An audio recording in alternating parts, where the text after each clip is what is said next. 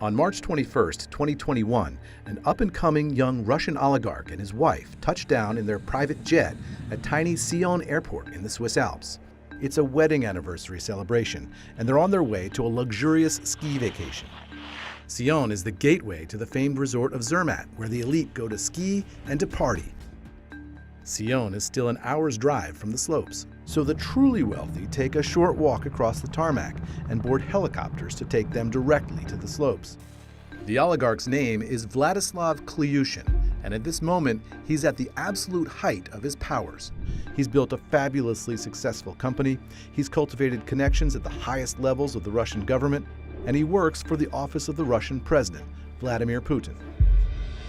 But what the oligarch doesn't know is that U.S. law enforcement has been monitoring the flight since it left Moscow, and they want to charge him with crimes that go to the heart of the American financial system. The victims are investors in iconic American companies, including names on the cutting edge of the U.S. economy like Tesla, Snapchat, and Roku. At stake is the integrity of American capital markets. It's all part of the dangerous underworld of the global financial system. One veteran Russian spy tells me the Kremlin sees financial markets as America's strength and a target to attack. To protect him, we agreed to conceal his identity. But this man, who worked for Vladimir Putin's intelligence service, says the case of Vladislav Klyushin was just one small part of a much bigger Russian operation against Western finance. Klyushin's story is just the part that we can see. It's a war right now happening between Russia and the West. Finances and banks and financial sector itself is just one of the battlefields. I'm Eamon Javers, and this is the story of Putin's traitor.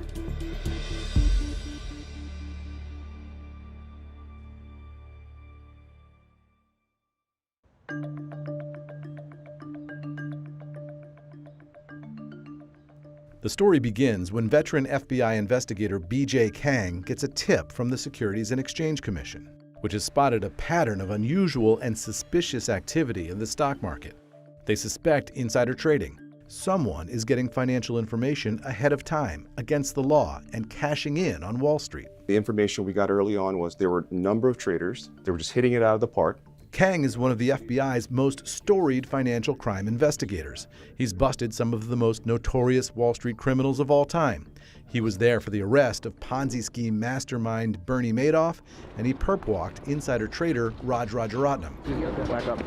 That's why Reuters once called him the most feared man on Wall Street. We worked it as a regular insider trading case. Just go after the evidence and then follow the evidence and see where that takes you. Working with Kang is Stephen Frank, the veteran prosecutor who led the Varsity Blues case against rich parents who corrupted the American college admissions process. Frank began his career as a reporter before going to law school and becoming a prosecutor. Using that experience, he sizes up the tip that came in from the SEC. We knew that somebody was up to no good, and we knew that the scale of it was pretty big because it was happening quarter after quarter in stock after stock, and all of these different people were trading on it, and they were making a lot of money. So the brazenness of it was really striking to us. The tip reveals that foreign traders are targeting the biggest American companies, well-known brands like Tesla and Roku, as well as lesser-known companies like the financial firm SS&C Technologies and the electronics company Avnet. And millions of dollars in illicit profits for the traders mean millions of dollars in losses for regular investors in American markets. It's really unfair to have people sitting in the comfort of their offices overseas behind a wall that they think protects them, taking advantage, stealing information, and trading on it to the detriment of investors all over the world. But at the very beginning, we were like, are we ever really going to be able to figure this out? And even if we can figure it out, are we ever going to be able to lay hands on these people? The FBI agents knew the overseas traders were making mysterious and enormous profits in the U.S. stock market. They suspected the explanation might be a computer intrusion, a hack, but they had to figure out where the traders were getting their information. We went after the IPs, the domains, whatever information that we got, we went after it. Subpoenas, court orders, search warrant. Subpoenas, court order, search warrant. Just wash, rinse, repeat. A lot of those subpoenas went to Western companies that had access to the suspects' digital history, emails, texts, photos, and videos documenting their lives. The FBI was able to obtain a mountain of documentation, and buried in all that data was one striking fact. The SEC reported that all of the targeted companies had one thing in common. They used the same filing agents. Before this case started, I didn't know what a filing agent was. I've been in this business for a long time. I've worked in securities fraud, and I didn't know that there was an entire industry of companies that assist publicly traded companies to file their required reports with the SEC. But they do exist, there's a number of them, and what was unique here was that all of these different companies in all these different sectors were using two of these filing agents to file their quarterly earnings reports. So that's the big light bulb moment. That was a big light bulb moment. Federal prosecutor Seth Costo works alongside Stephen Frank on the case. He sees what the hackers are doing inside the filing agents' computers. They obtain the usernames and passwords for employees at the filing agents. And as a result, we're able to log in, like you or I might log into our office accounts, and look through the confidential information of any company they wanted at any time. And then they discover indications that the filing agent computers have been sending data to a network of offshore computers, and someone had taken steps to hide that traffic. Still, they left behind a clue. Someone had to pay for those computers, and that someone paid for them with Bitcoin. Investigators discover the IP address for the computer that made the Bitcoin transaction. We were watching the hack play out in real time, even as the filing agents were doing everything they could to lock out the hackers. When they trace back that IP address, they discover exactly where the cyber attack is coming from. It's coming from Moscow. And I find this, and I'm like, what is this? I was like, holy moly, is this what we think it is? Suddenly, the investigators are finding a lot of signals pointing them to Moscow. One of the funny parts was most of the access was happening in the middle of the night for the employees whose usernames were being used, and in the middle of the day in Moscow. So they were working regular business hours in Moscow. Exactly. A tiny mistake by the hacker leads to the breakthrough they're looking for. One of the Moscow hackers uses his own IP address to log on to his iTunes account just before he uses the same IP address to steal documents from a pharmaceutical company. It's another moment, one Sunday by myself, reviewing the records and then identifying that IP in his account and then identifying in the logs that we got from the victim companies. I was like, holy moly, this is, and just 4 minutes apart. I said, this is incredible. The hacker registered that Apple account under his real name, and that means the FBI now knows who he is, Ivan Ermakov. And then once we learned who this guy was, I said, oh my gosh, this is incredible. This is amazing. Kang is amazed because American law enforcement has dealt with Ermakov before. He's a veteran of the fearsome Russian GRU military intelligence agency. In 2018, the United States indicted Ermakov along with several other GRU hackers for their alleged roles in the 2016 American presidential election. Ermakov and the others were charged with breaking into email accounts of Hillary Clinton presidential aides and releasing those documents to interfere with the election. Ermakov was also indicted that same year in hacking and related disinformation campaigns targeting anti-doping agencies and sporting federations. That indictment also said the GRU hackers had targeted a nuclear energy company in Pennsylvania and even hacked a chemical lab in Switzerland that was investigating the poisoning of a former Russian spy in Britain. The GRU target list lines up exactly with the interests of the Russian government and its leader, Vladimir Putin. Ermakov is a wanted man, and the FBI says he should be considered armed and dangerous. They start by learning everything they can about Ermakov, who he is, and who he's working for now. Retired or former Russian military officer with a pedigree, so to speak, of having been indicted twice by the Justice Department for his role in influence campaigns, a hacker for hire. They learn that Ermakov is young, ambitious, and he's gone to work for a private company. The company is called M13, and it's based in Moscow, in the southern part of the city.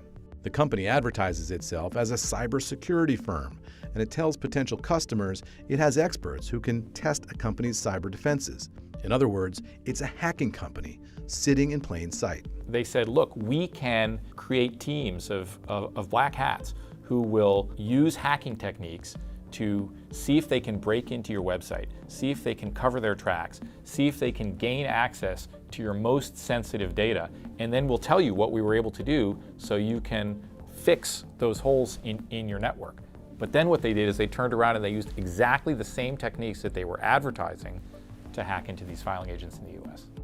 M13 works for private clients, but on its website it also says the company works for the government of the Russian Federation and the office of the Russian President, Vladimir Putin. And here's where the story gets really interesting, because all of the FBI agents and federal prosecutors we spoke to were deeply reluctant to discuss anything to do with Vladimir Putin himself, even though M13 said it worked directly for his office. And Putin is a figure looming over this entire story. One thing is clear: there's something very sensitive going on here. The one name we haven't talked at all about is Vladimir Putin. Can't talk about Vladimir Putin. There's nothing for me to say about that. You think Vladimir Putin himself was aware of these guys and allowed this to happen? I can't speculate about that. So this is a guy who's worked for Vladimir Putin's office. He did work for the office of the Russian president. That's as much as we can say publicly, because that's what's up on his website. M13 is run by Ivan Ermakov's new boss, a young, up-and-coming Russian oligarch named Vladislav Klyushin. The digital trail has now led investigators to the boss of the operation. Klyushin is not, as far as we know, a veteran intelligence officer himself. He's a businessman and an entrepreneur, but he's well connected with Russia's elite intelligence agencies. He goes to parties with officers of the FSB intelligence agency. That's the successor spy agency to the Cold War-era Russian KGB. Investigators discover that Klyushin has been running a hack-to-trade scheme right out of the M13 office for years. He's been making millions of dollars by breaking American law. You're just going to continually trade. You're going to get more money. You're going to use that to trade. It's just free money, printing money. Free, it's just free money.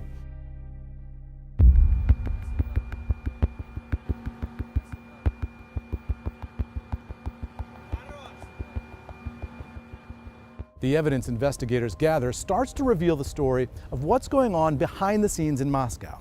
They obtain photos, videos, and documents, emails, and text messages that the M13 employees are sending to each other. All of that paints a picture of the young oligarch at the top of the company and what drove him above all else. He was a lot like the kind of people that we prosecute for white-collar crime here in the United States every day, who don't really need to turn to white-collar crime in order to be successful because they already are successful. He was wealthy, he had a very nice house, he had very nice cars, he had a country house, but he wanted more, like so many of our defendants do, and he found a way to get access to easy money, and he took it. He doesn't have any specialized computer skills, but what he does have are connections. Klyushin knows highly placed people in the Russian intelligence and defense worlds, and he knows a lot of rich Russians. And in June of 2020, he received the Russian Medal of Honor, shown in this photograph, signed by Vladimir Putin himself. He also received this award from the FSB. We don't know exactly what Klyushin did to earn this spying award, but it's signed by the deputy director of the FSB. We also don't know exactly how or when they meet, but the oligarch Klyushin and the hacker Ermakov socialized together with Klyushin's wife and Ermakov's girlfriend. And more than that, the two men strike up a business partnership and something of a bromance. They're in near constant contact. They go out drinking, and they sauna together naked. They text each other about Billions, the American TV drama about corrupt Wall Street traders. I work so hard, if not to do what we want, when we want. Ermakov asks Klyushin if he's seen the final episode of season 4 of the show. That's the one where a U.S. attorney tries to prosecute a young, up-and-coming hedge fund billionaire. There are birthday parties, fancy dinners, golf, and rooftop barbecues with the M13 team. Klyushin takes the team to the World Cup in Russia, a huge global event and a point of pride for Vladimir Putin's regime. Eating, drinking, celebrating, and showing off their Russian colors. Klyushin and Ermakov share a fondness for helicopter skiing. They shop for expensive things. Klyushin buys a luxury apartment for Ermakov and buys himself a $3 million yacht called the 7K from a shipyard in Cyprus. Klyushin texts his employee Ermakov how much he enjoys being with him. We spend a lot of time together. I feel good and calm. The fact that we can walk home together and have a beer, or play golf, or simply send everyone to hell, knowing you're close. This truly sounds like a nice declaration of love, like a declaration of love to a girl.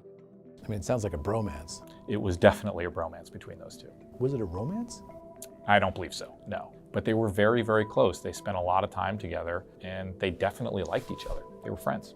Running a big cybersecurity company and a secret insider trading scam at the same time is exhausting. Klyushin texts his pal Ermakov, I'm fucking tired rushing all the time, need a rest. He fixates on the new yacht.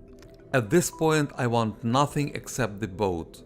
This I want very much. When Ermakov responds to that text, it's as if he's become his boss's therapist, trying to diagnose the root of Klyushin's problems. Then you need nothing. Enjoy your life. You have everything. Ermakov tries to convey some wisdom. I read somewhere that if you keep buying while you have everything, it means you're unhappy. He had accomplished the American dream, but he had accomplished it in Russia. But it doesn't seem like that was ever enough for him. He wanted to accomplish more. Where did this unhappiness and greed come from?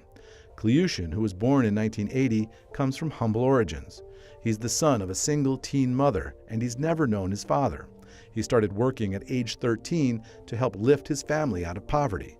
But his brain power took him far, graduating from the Moscow Academy of Economics and Law and going on to get a master's degree in management. He married his second wife, Zhana, at an exclusive country club outside Moscow, producing a lavish wedding video fit for an up-and-coming oligarch. He has 5 children between his 2 marriages. Well, you know, they say money can't buy happiness, and that's as true in Russia, apparently, as it is in the United States. It may have been that deep emotional longing for more that led Klyushin to his next scheme: professionalization of the hack-to-trade operation, building up a hedge fund designed to prey on American companies with stolen information.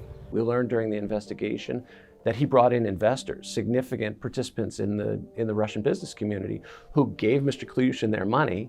He invested it for them using the services of his hacker and made them approximately $15 million, taking 50 to 60% of the profits as his cut, the kind of cut that I think would make a hedge fund manager blush.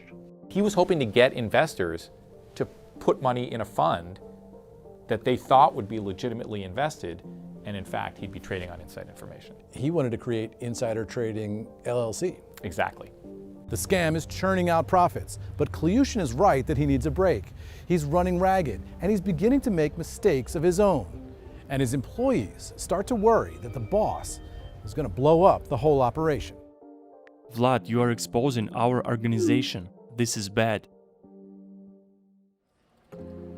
The Russian M13 hacking gang has perfected their hack-to-trade scheme, and Klyushin is making more money than he's ever seen before. He had the money to live the good life, and I'm sure he just wanted to maintain that lifestyle. To celebrate, Klyushin buys 4 Porsche sports cars for himself, Ermakov, and investors in the scheme. He attaches vanity license plates featuring the number 13 in honor of their company, M13. Inside the operation, M13's computer screens are flowing with stolen stock market information. Klyushin's team pores over American corporate earnings reports before the financial world can see them. At one point, they focus in on Tesla, the electric car company. M13 hackers steal Tesla's draft earnings release and, seeing the results, buy shares in advance. Klyushin sends a text to 2 of the investors in the scheme, giving them a heads up. Pay attention to shares of Tesla now and tomorrow after 16:30 and on how much they go up. After the market closes, Tesla reports its earnings. But of course, Klyushin knows what's coming. It's a monster number, more than $6.8 billion in revenue. This was an incredibly historic quarter for Tesla. In fact, we delivered more cars in this quarter than we did in all of 2016 in a single quarter. Wall Street is dazzled. It's much better news than traders expected, and Tesla's shares soar. In the second quarter of 2019, the M13 team steals documents showing that sneaker company Skechers is going to surprise the market with positive news. The M13 traders buy stock in Skechers, betting the price will go up. They make more than $1 million on that single trade. They're making millions of dollars just sitting at their desks, breaking into these American companies stealing information day after day after day and just trading on it. The gang's earnings get even better with cosmetics company Ulta Beauty. M13's stolen documents showed the earnings were a miss, and what's worse for shareholders, the company updates its financial guidance downward. The M13 gang shorts the stock, betting it's going to go down. They're right. Ulta's price plummets by 30% when the news comes out. For M13, that's great news. The gang makes almost $2 million overnight on a single trade. They gleefully text details of how much they and their investors are making. Klyushin reports to Ermakov that one investor had already made profits of close to $1 million, nearly tripling his investment. A second investor had made profits of close to $700,000, nearly doubling his money. They don't even ask why so anymore. The money is literally piling up. Klyushin has a safe in which he stashes stacks of $100 bills, gradually filling it until at one point it holds $3 million in cash. The M13 team knows they're playing a dangerous game. If you're doing this stuff for a long period of time, there's going to be some slip up. Perhaps as a warning to himself, Klyushin keeps a printout of a Reuters article about a Ukrainian hacker getting sentenced to prison in a U.S. insider trading case. There are moments when you've found that tantalizing clue and you realize that you're breaking open this case and unraveling this scheme. We had a moment like that when we obtained a Threema chat. This was an encrypted chat among our hackers, a chat that they never thought anyone outside of them would see. They were unguarded in that conversation, and they were having explicit conversations about what they were doing as they were doing it. Klyushin uses the Threema app to send pictures of his outside investors to the rest of the gang. He tells his M13 employees the investors want to know how trading is going. What did we earn today? Our comrades are wondering. Ermakov, the veteran intelligence officer, is alarmed. He immediately texts his boss. Vlad, you are exposing our organization. This is bad. Vlad, stop sending to Threema. So sorry. And that's how they get you, and you end up as a defendant in a courtroom. It was a bad move now. Sorry. Did a dumb thing. When investigators read these texts, they're stunned. I'm just looking at your face, and I can see that you are astonished that you got this kind of access to this information. Yeah, I mean, it's one of those breaks in a case that you sort of dream about, right? When you actually have the criminals speaking in unvarnished terms about the crime and admitting that it's a crime. How did you feel when you saw those messages?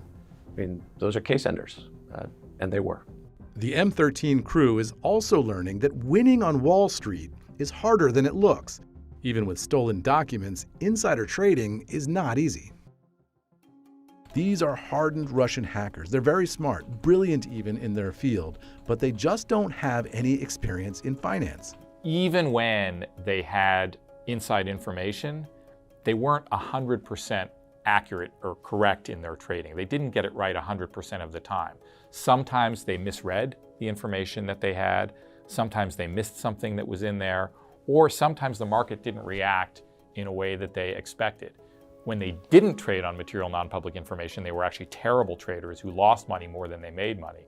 The anguished texts of the M13 gang sound like a bizarro version of the banter you'd hear on a Wall Street trading floor. What are you thinking to do with Roku? So far, there is no reason for such a drastic fall. We acted too hastily. This was not us who were hasty. It is market that is acting strangely. Should we wait for comeback? I think so. Too big of a loss otherwise. Let's see what's going to be happening today. The market situation is complicated. Whatever should be going up, going down, and vice versa.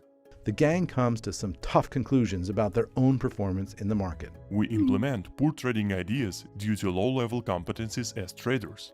We suck in placing stops and take profits. But they are good enough to make $93 million in less than 3 years. They're so successful, they begin to raise suspicions at Saxo Bank, the Danish online broker M13 is using to place trades. The bank schedules a call with M13 to ask how exactly they're doing this. And for the first time, the M13 gang is on the defensive. Klyushin's solution is to tell a pack of lies. On the call, Klyushin lies to a bank official, saying that M13 has developed an app called Preston that analyzes social media and the internet to forecast stock trends, which is why M13 has been so successful. A translator relays Klyushin's Russian into English. He assured us that they are not using any kind of insider information. They only use what is available in public sources. Klyushin is forced to explain the spectacular success the company had in its Tesla trades. His story is that M13 based its Tesla trades on Elon Musk's infamous 420 funding secured tweet, when the billionaire rocked financial markets by saying he was considering taking Tesla private at that price. Of course, that's not true either. And he also gave an example how they acted upon when Elon Musk published last year about 420 this intention or whatever that happened, and then they were shot by the minute before the publication. This is Klyushin's actual voice on the call. It's another lie. Klyushin says M13 doesn't have any outside investors. But of course it does. He's been texting the investors' pictures to his M13 team. And then Klyushin makes things worse for M13 when he offers to share a copy of the Preston app with Saxo Bank. On the call, his employees panic, knowing the app isn't ready. They stall frantically. A spokesperson for Saxo Bank told CNBC that the bank can't comment on former client relationships. But the spokesperson said that whenever our control systems detect potentially suspicious trading behavior, we report to the relevant authorities on our own initiative. Klyushin and his M13 co-conspirators have no way to know it, but in Washington, BJ Kang and his team at the FBI are getting closer and closer to unraveling their scheme. Was there ever a situation where you felt like this thing might fall apart? Like, every single day, every single day. Day? No, I say that facetiously, but we collected so much information, we've identified so many traders, but then as we got closer to say, now, you know what, now we have enough to actually charge people. Now we got to really be careful. We got to make sure that these guys don't know the FBI is involved. Radio silent. Even as M13 tangles with Saxo Bank, Vladislav Klyushin is trying to become something like the Bernie Madoff of the cyber age. This could be enormously destabilizing to American financial markets. The FBI has to act fast. But how? So at that point, it seems like this changes from being an investigation where you're gathering information, and now it becomes something more like a manhunt. A manhunt usually is when you have no idea where the person was. In this case, we knew exactly where he was. It was a question of whether he would go to a place that we could rely on our relationships to secure an arrest. That was really probably the most frustrating part of our investigation, is realizing we now know who's done this, we know how they've done it, we know how much money they've made. We've actually managed to stop the crime in its tracks. But are we ever going to be able to lay hands on these guys because they're in a country that's not going to extradite them? But we just laid in wait and we watched. Ermakov knows he's been indicted twice by the United States, which means travel to any nation that has an extradition treaty with the Americans would be enormously risky. As a former GRU officer, he's probably been given government guidance not to travel. Still, he yearns to see the world. And Klyushin, ever confident and always willing to use his connections to help his friends, wants to help him do that. In text messages between the two in 2019, they discuss how Ermakov could travel. Klyushin sends Ermakov a scenic picture of himself traveling outside Russia. Ermakov: Very beautiful. I wonder if I could do that someday. Klyushin responds with an offer. Easy, but under a different full name. I will arrange it myself.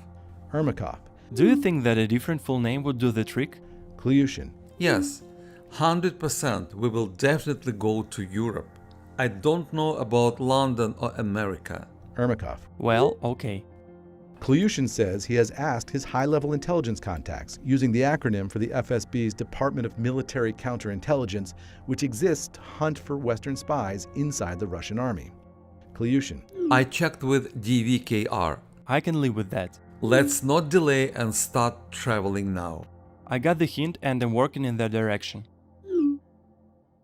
There's no evidence that Ermakov ever got that fake passport to allow him to travel. But Klyushin is brimming with confidence, and he really, really wants to go skiing in the Alps. And then it happens.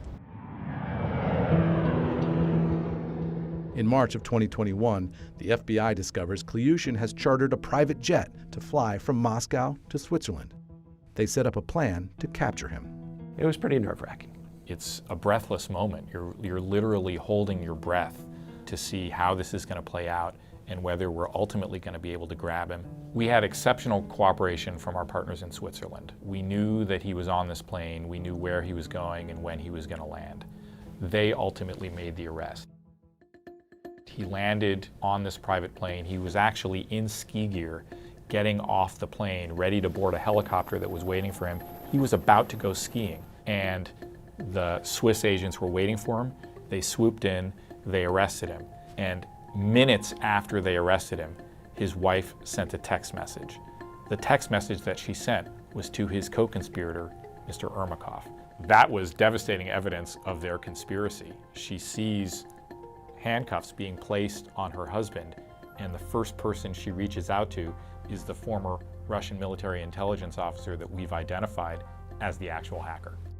After a diplomatic tug of war with the Swiss government, the United States secures Vladislav Klyushin's extradition to face his indictment on 4 counts related to the insider trading operation.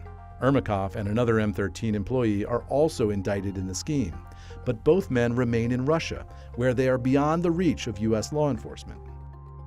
A government plane flies Klyushin to Boston, Massachusetts, where he goes on trial before a federal jury. And in February 2023, he's convicted of securities fraud, wire fraud, gaining unauthorized access to computers, and conspiracy to commit those crimes. He's sentenced to 9 years in an American prison. Klyushin is also ordered to forfeit more than $34 million and pay restitution in an amount to be determined later. Ivan Ermakov, who warned his boss about ending up in a courtroom, remains at large. He's presumably still in Moscow, and other M13 employees also remain free. Vladislav Klyushin is sent to the Federal Correctional Institution, Fort Dix in New Jersey, to serve out his sentence. And that would seem to be the end of the story. But there's more to this, because as I was reporting out this project, a source connected me with a former Russian spy, now living in the United States under an assumed name. He knows all about Vladislav Klyushin, Ivan Ermakov, and the whole M13 insider trading operation. What he told me puts everything that you've just heard in an entirely new perspective. To protect him from retribution from the Russian government, we've agreed to disguise his identity. We hired an actor to replace his voice, but every word here comes directly from the former Russian spy. My job was to collect pretty much the same information on behalf for the Russian state from the West for my sources. So this guy's got busted, okay, but this is just one small tiny piece of what is going on.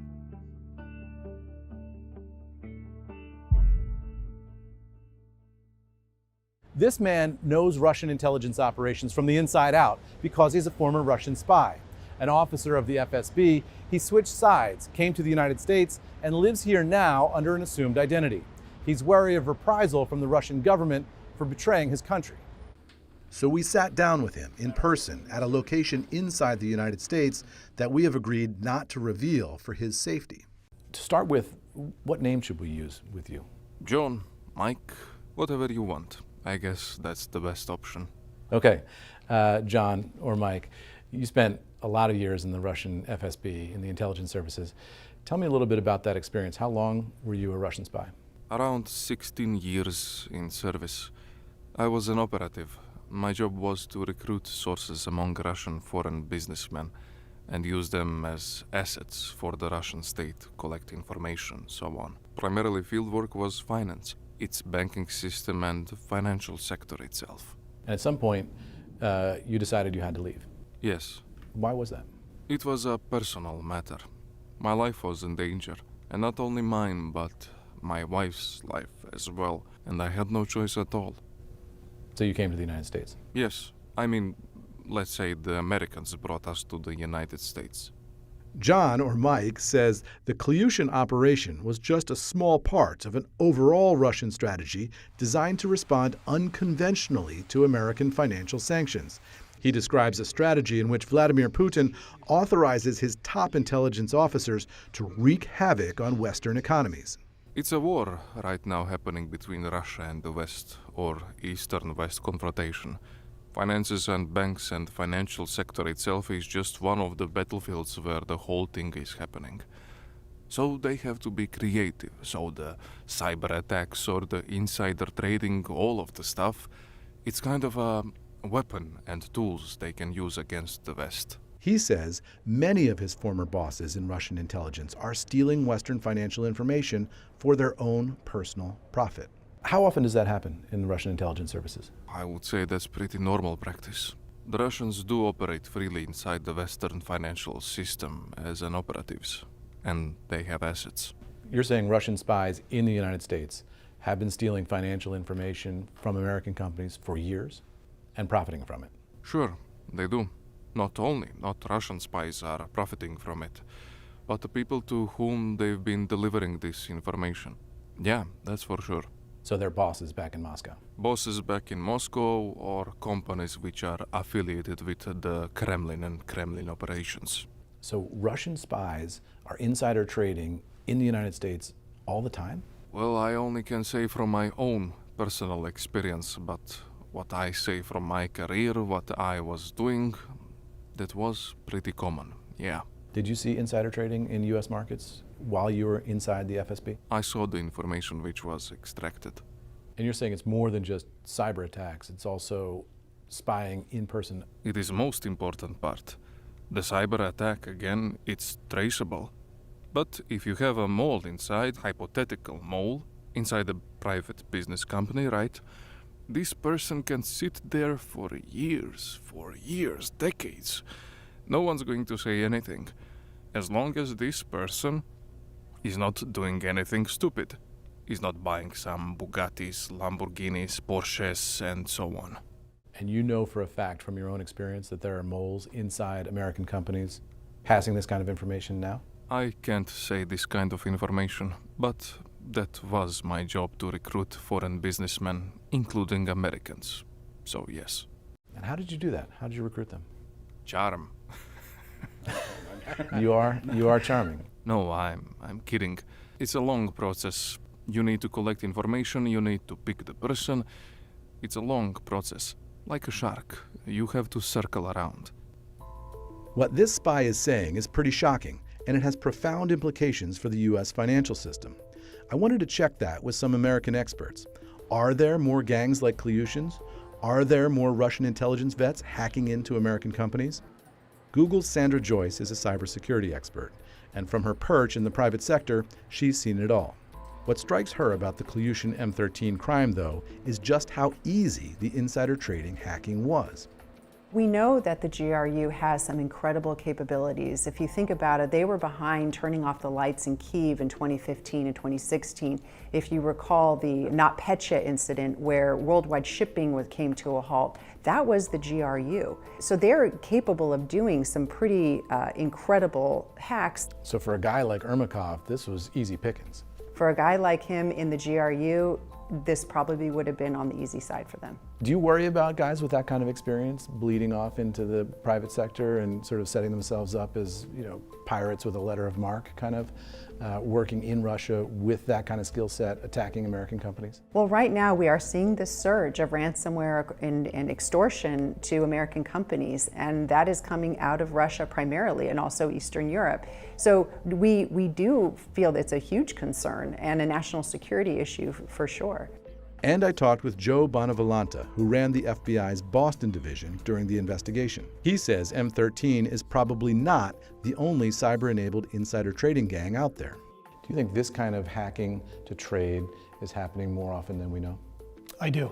When you look at the defendants in this case, and there was in excess of approximately 90 some odd $90 million that were generated or made from this criminal scheme, you can imagine when you extrapolate that across other groups or individuals that are conducting this, it's significant. Do you think Ermakov is out there insider trading right now? That I couldn't answer. I don't know what he's doing right now. I mean, if he doesn't plan on going skiing in Switzerland, he can sit in Moscow and do this all day long. Well, he could potentially do that, but think of the additional risk he's taking where he is now the subject of 3 very significant federal indictments. Yeah, but he seems to shrug those off, right? I mean, they just pile up in an office in Washington somewhere. If he doesn't leave Moscow or doesn't leave Russia, he's kind of untouchable. But I don't think he would shrug those off if, in fact, he did wind up, traveling one day and he was picked up. It's that specter that hangs over these individual shoulders really for the rest of their lives, which is not an easy way to live. And finally, I wanted to get an answer from the Russian spy, John or Mike, about Vladimir Putin's role in all of this. What's in it for Vladimir Putin? He allows his Russian intelligence services to gather this information, trade in their own accounts, make themselves wealthy. What does he get from that? I'm not sure. I'm not his accountant. And I guess no one knows. But as for the state companies, let's say, state-affiliated companies or business manipulated with the Kremlin, that's a huge, huge benefit. So they imagine that they are 1 or 2 steps ahead of the West in this case. And is this kind of a perk or a benefit for Putin to offer to his top guys and sort of say, I'll allow you to do this, get yourselves rich, as long as you're destabilizing Western businesses, that's okay with me? Imagine how great from the state perspective. In this case, you pretty much have guys who we allow to do whatever they want, to make money as much as they want. And they don't need to pay them at all. They can do it on their own, like pretty much just, yeah, they are freelancers. In other words, Putin seemingly gets free hacking services, destabilizes the West, and his trusted insiders get rich. It's a win all the way around. And John, or Mike, leaves us with one other thought. His theory is that Klyushin and Ermakov didn't discover that the filing agents were the best target on their own. This spy says that someone else probably handed that tip to Klyushin and Ermakov, and that someone may have gotten a cut of the profits. Someone guided them there.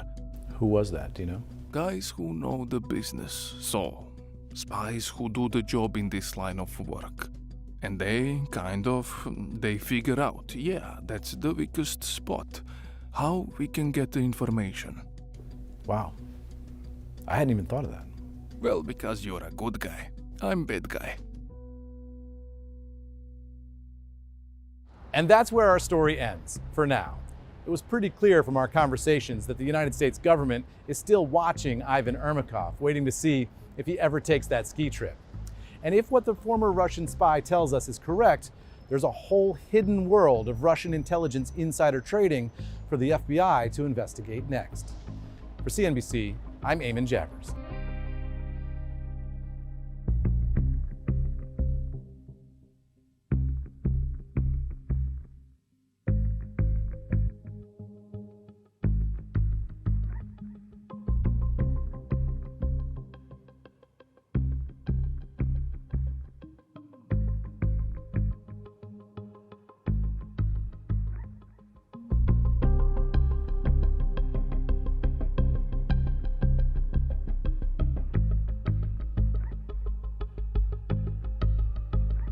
It took our investigative team countless hours to unravel the mysteries of Putin's traitor, chasing down sources, going deep into a criminal web spun by those at the highest levels of global power.